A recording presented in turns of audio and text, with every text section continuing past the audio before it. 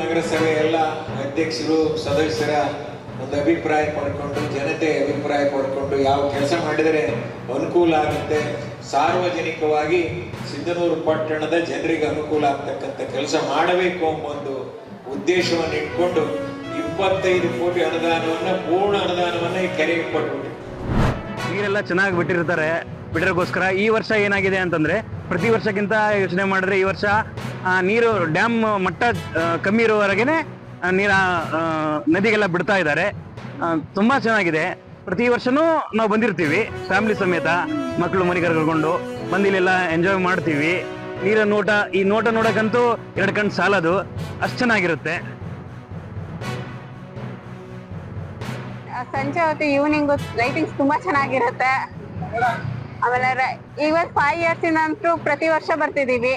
ನಾನು ನಮ್ಮ ಯಜಮಾನ್ರು ಪಾಪು ಎಲ್ರು ಬರ್ತೀವಿ, ಫ್ಯಾಮಿಲಿದವ್ರೆಲ್ರು.